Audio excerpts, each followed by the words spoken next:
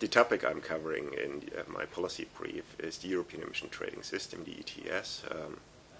In 2013, we will enter the third phase of this ETS, and there will be significant changes compared to the first and second phase. The most important issue will be that the rules of allocating emission allowances will be drastically changed, and this has fueled fears by member states that they will be worse off.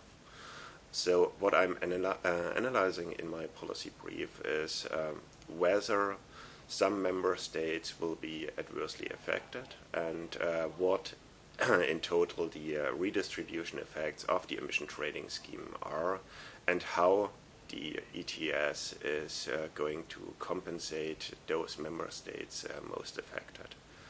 The issue is that the economic effects are quite complex, so there are many different drivers that affect the economic situations very differently in different countries. So the initial conditions of each country play a huge role for their economic effectiveness by the ETS, and furthermore the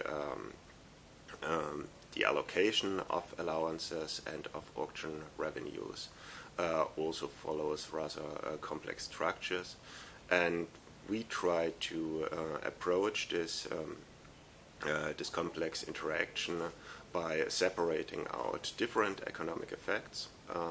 In the policy brief, we therefore develop several indicators for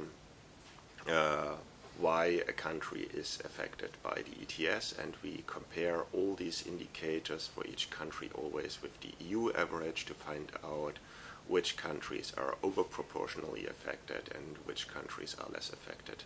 So the Central and Eastern European countries are not disadvantaged by the emission trading system, as there are several compensation mechanisms inside the ETS.